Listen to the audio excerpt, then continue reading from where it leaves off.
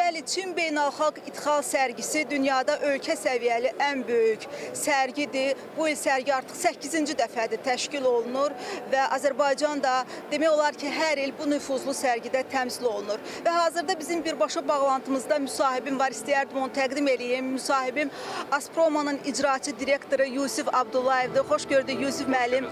Yusif müəllim, az öncə mən qeyd etdim ki, Azərbaycan Çin Beynəlxalq İdxal sərgisində demək olar ki, hər il mütəmadi olaraq iştirak eləyir. İstərdik həm sərgi haqqında, həm də bildiyimiz kimi bu il 2 stendlə ölkəmiz təmsil olunur. Qısaca olaraq stendlərimiz barədə məlumat verəsiniz. Çox sağ olun, təşəkkür ederim. Çox doğru deyirsiniz. Biz 8 ildir bu sərgi təşkil olunur və biz iştirak eləyirik.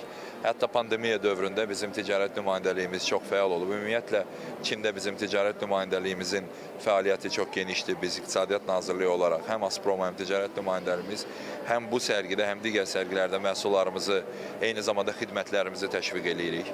Bu il biz 2 stendlə təmsil olunuruq, amma bu ilk dəfə deyil ki, biz 2 stendlə təmsil olunuruq. Biz bu həm milli pavilyonda stendimizdə gördüyünüz kimi, yəni qonaqların da dediyinə görə ən gözəl stendlərdən biridir. Burada biz yəni qeyri-maddi irsimizi, bizim mədəniyyətimizi əks etdiririk. Kommersiya pavilyonunda isə 12 şirkət durub. Orada əsasən baxdığımızda alkoqollu məhsullar, qənnadı məhsulları, fındıq istehsalçıları durublar. Biz düşünürük ki, məhsulların yəni bu potensialı var və stenddə duran şirkətlər demək olar hamısı Çinə ixracı həyata keçirir. Yəni demək istəyirik ki, biz bu sərgini çox yüksək qiymətləndiririk.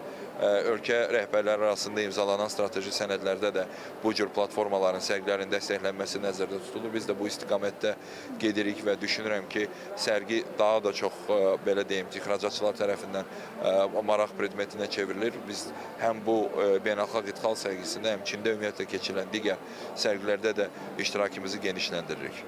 Təşəkkür edirəm Yusuf müəllim, uğurlar arzulayıram. Sonda əlavə eləyim ki, Çin Beynəlxalq İdxal sərgisi noyabrın 10-na qədər davam eləyəcək. Bizdən Şanxaydan çatdırmaq istədiklərimiz bu qədər, söz təkrar sizdədir.